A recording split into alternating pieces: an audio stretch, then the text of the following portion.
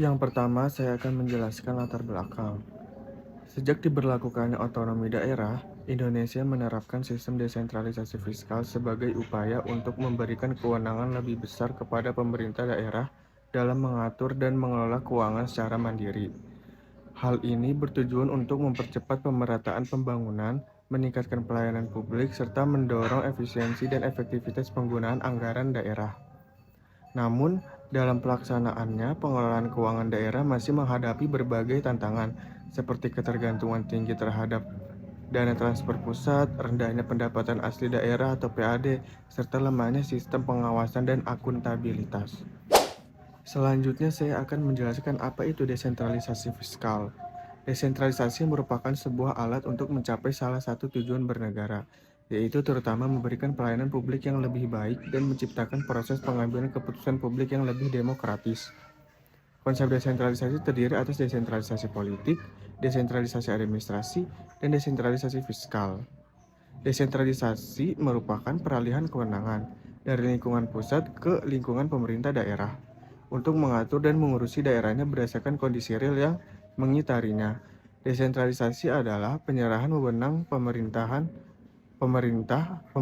oleh pemerintah pusat kepada daerah otonom untuk mengatur dan mengurus urusan pemerintah dalam kerangka Negara Kesatuan Republik Indonesia. Selanjutnya saya akan menjelaskan pengelolaan keuangan daerah. Yang pertama di atas, di tengah itu ada KDA atau Kepala Daerah terbagi menjadi dua. Yang pertama, pemegang kekuasaan pengelolaan anggaran. Ialah kepala daerah seperti gubernur, bupati, atau wali kota. Memiliki kekuasaan penuh dalam pengelolaan APBD. Yang kedua, pemilik modal perumda atau pemegang saham perseroda.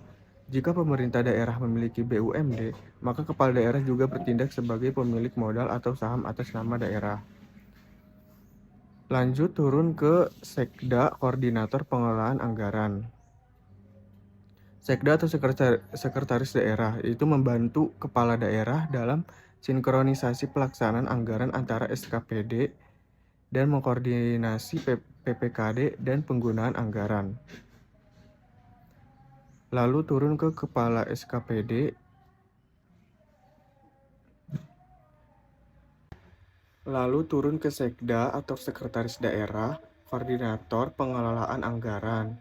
Turun ke kepala SKPD, pengelola keuangan daerah sebagai pejabat pengelola keuangan daerah atau PPKD. Jika ditunjuk juga bisa menjalankan fungsi PPKD untuk SKPD-nya. Di sebelah kanan ada kepala SKPD sebagai pengguna anggaran. Menjalankan anggaran sesuai program dan kegiatan di masing-masing dinas. Lalu di sebelah kirinya ada PPKD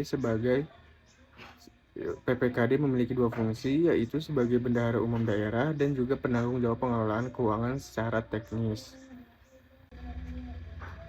Dari kepala SKPD sebagai penggunaan anggaran, turun ke pejabat pelaksana teknis kegiatan atau PPTK. PPTK atau pejabat pelaksana teknis keanggaran bertugas menjalankan kegiatan atau output proyek, bertanggung jawab terhadap pelaksanaan fisik kegiatan. Lalu turun juga ke PPK SKPD, yaitu fungsinya menyusun laporan keuangan dan mengelola administrasi dan dokumen anggaran SKPD. Turun juga ke bendahara pengeluaran dan bendahara penerimaan, yaitu menerima dan menyalurkan dana sesuai dokumen anggaran. Masing-masing bisa ada yang pembantu jika diperlukan. Turun juga ke PPK unit SKPD, yaitu hanya ditunjuk jika KPA berada jauh dari lokasi kegiatan agar pengendalian tetap efektif. Di sebelah paling kanan, turun juga ke kepala unit sebagai kuasa penggunaan anggaran, yaitu tugasnya menjalankan sebagian kewenangan penggunaan anggaran. Ada catatan penting, PPK unit SKPD hanya ditunjuk KPA karena lokasi dan rentang kendali. Artinya tidak semua SKPD wajib punya PPK unit, hanya jika KPA kesulitan menjangkau pelaksanaan karena faktor geografis atau teknis. Inti alurnya, kepala daerah, ke Sekda, ke SKPD atau sebagai pengguna dan pengelolaan anggaran. Yang kedua, SKPD membentuk tim teknis yaitu PPTK, PPK, dan bendahara. Yang ketiga, semua pelaporan keuangan dan realisasi anggaran disampaikan ke PPKD untuk dilaporkan ke kepala daerah dan DPRD. Baik, di sini saya akan menjelaskan sedikit mengenai prinsip-prinsip keuangan daerah. Jadi prinsip-prinsip keuangan daerah itu terbagi menjadi 4 bagian. Yang pertama itu asas tertib, asas efisiensi, dan asas taat pada peraturan perundang-undangan. Yang keempat itu ekonomis. Jadi asas tertib itu taat pada ketentuan peraturan perundang-undangan, efisiensi ekonomis, efektif dan bertanggung jawab dengan memperhatikan rasa keadilan, kepatuhan, dan juga memanfaatkan untuk masyarakat. Efisiensi itu ketentuan pasal 4 ayat 1 diberikan penjelasan bahwa efisiensi merupakan pencapaian keluaran yang maksimum dengan memuaskan tertentu untuk penggunaan masukan terendah untuk mencapai keluaran tertentu. Yang ketiga itu ada taat pada peraturan perundang-undangan. Jadi maksud pada taat peraturan perundang-undangan itu pengelolaan keuangan daerah itu sendiri sesuai dengan rumusan menurut pasal 1 angka 6 peraturan pemerintah nomor 58 tahun 2005, yang dimana tentang pengelolaan keuangan daerah, bahwa pengelolaan keuangan daerah adalah keseluruhan kegiatan yang meliputi perencanaan, pelaksanaan, penatausahaan, pelaporan, pertanggungjawaban, dan juga pengawasan keuangan daerah. Yang terakhir itu ekonomis. Jadi ekonomis itu merupakan perolehan masukan dengan kualitas dan kuantitas pada tingkat harga yang terendah. Efektif merupakan pencapaian hasil program dengan target yang telah ditentukan, yaitu dengan cara membandingkan keluaran dengan hasil. Yang selanjutnya itu akan membahas mengenai tujuan umum pelaksanaan desentralisasi fiskal. Jadi tujuan umum pelaksanaan desentralisasi fiskal itu terbagi menjadi 5 bagian. Yang pertama itu meningkatkan efisiensi pengalokasian sumber daya nasional maupun kegiatan pemerintah daerah. Yang kedua itu dapat memenuhi aspirasi dari daerah, memperbaiki struktur fiskal dan mobilitas pendapatan secara regional maupun nasional. Yang ketiga itu meningkatkan akuntabilitas, transparan, dan partisipasi masyarakat dalam pengambilan keputusan di tingkat daerah. Yang keempat itu memperbaiki keseimbangan fiskal antara daerah dan memastikan adanya pelayanan masyarakat yang berkualitas di setiap daerahnya. Dan yang terakhir itu menciptakan kesejahteraan sosial bagi masyarakat. Oke, selanjutnya kita akan membahas sedikit mengenai mekanisme penyaluran keuangan melalui desentralisasi fiskal di Indonesia. Jadi ada beberapa tahap. Yang pertama itu penyusunan APBN oleh pemerintah pusat. Pemerintah pusat menyusun anggaran pendapatan dan belanja negara (PBN) yang menjadi dasar pengalokasian dana ke daerah. Setelah penyusunan APBN oleh pemerintah pusat, lalu penetapan jenis dan besaran dana untuk daerah. Pemerintah pusat menentukan jenis dana, misalkan dana alokasi umum, dana alokasi khusus, dana bagi hasil, dan lain-lain, serta jumlah dana yang akan diterima masing-masing daerahnya. Selanjutnya, setelah penetapan jenis dan besaran dana untuk daerah, pemerintah harus melakukan perhitungan alokasi per daerah. Setiap daerah dihitung besarannya berdasarkan formulanya tertentu, misalkan berdasarkan jumlah penduduknya, luas wilayah, tingkat kemiskinan, dan lain-lain. Setelah perhitungan alokasi per daerah, lalu tahap selanjutnya itu penyaluran dana dari pusat ke kas daerah. Dana transfer dari kas negara ke kas daerah melalui mekanisme transfer keuangan pusat dan daerah. Selanjutnya syarat penyaluran dana. Sebelum dana dapat disalurkan, pemerintah daerah harus memenuhi persyaratan administratif dan teknis seperti laporan penggunaan sebelumnya, perencanaan kegiatan, dan sebagainya. Setelah syarat penyaluran dana, tahap yang selanjutnya yaitu penggunaan dana oleh pemerintah daerah. Jadi dana yang Di sini saya akan menjelaskan slide 9 yang tentang tantangan desentralisasi di Indonesia. Slide ini membahas dua tantangan utama dalam pelaksanaan desentralisasi di Indonesia. Yang pertama itu peraturan daerah atau Perda bermasalah. Salah satu dampak dari pelaksanaan desentralisasi adalah meningkatnya jumlah Perda yang dibuat oleh pemerintah daerah.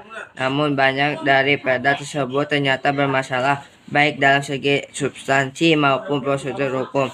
Berdasarkan data Departemen Dalam Negeri, hingga tahun 2011 terdapat sekitar 4.000 Perda yang dibatalkan karena dianggap bermasalah.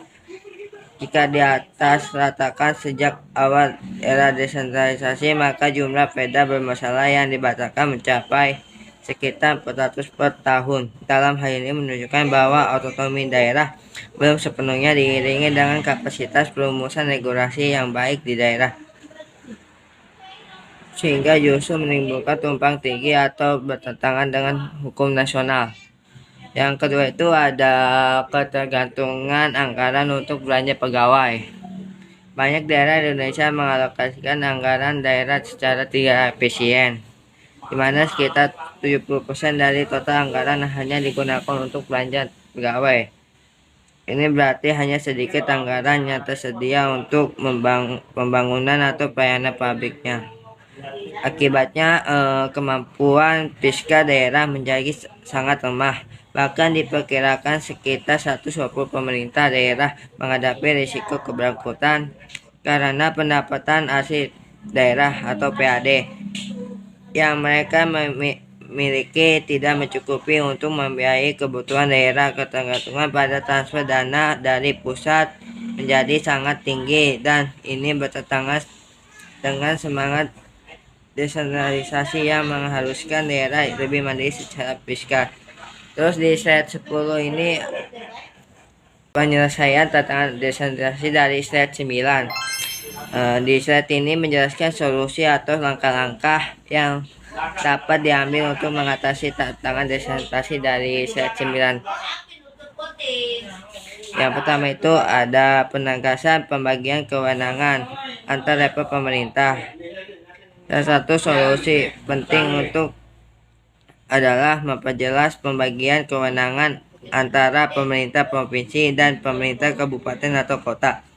Selama ini masih banyak tumpang tindih atau ketidakjelasan dalam urusan siapa yang bertanggung jawab terhadap pelayanan publik tertentu. Oleh karena itu diperlukan pengaturan yang lebih kuat dalam kerangka konstitusional untuk membedakan kewenangan masing-masing level pemerintahan. Dengan pembagian kewenangan yang lebih jelas, maka daerah akan lebih bertanggung jawab dan efisien dalam mengelola urusan-urusan lokal yang menjadi tanggung jawabnya, serta menghindari pemborosan akibat pembiayaan ganda. Di yang kedua itu ada penguatan kapasitas daerah. Daerah yang diberi kewenangan harus memiliki sumber daya memadai, termasuk pendanaan kekayaan daerah dan dana cadangan. Jika daerah tidak memiliki kapasitas fiskal yang cukup, maka mereka akan kesulitan menjalankan fungsi secara optimal. Oleh karena itu, pemerintah daerah perlu diperkuat baik dalam hal penggalian potensi pendapatan anggaran daerah maupun pengelolaan anggaran yang efisien. Penguatan ini harus juga mencakup peningkatan kapasitas sumber daya manusia dan kelembagaan di daerah agar pelaksanaan desentralisasi benar-benar bisa berjalan dengan efektif dan tidak hanya menjadi beban bagi pemerintah pusat. Ini saya akan menjelaskan slide selanjutnya atau slide 11, studi kasus peran transfer dana dari pemerintah pusat terhadap Kabupaten Talaut. Data dari tahun 2011 dan 2012 menunjukkan bahwa terjadi peningkatan signifikan pada anggaran dan realisasi pendapatan transfer pusat ke daerah, khususnya dana alokasi umum atau DAU dan dana alokasi khusus atau DAK, serta bagi hasil pajak dan bukan pajak. Realisasi anggaran dalam 2 tahun tersebut secara umum menunjukkan pencapaian yang lebih atau seimbang dengan target anggaran dengan presentasi realisasi di atas 100%. Namun tingginya tergantungan keuangan daerah seperti yang terjadi di Kabupaten Kepulauan Talaut terhadap transfer dana dari pemerintah pusat mengindikasikan lemahnya pendapatan asli daerah atau PAD. Ketergantungan ini menyebabkan rendahnya kemandirian fiskal daerah dan mengurangi kreativitas serta responsivitas pemerintah daerah.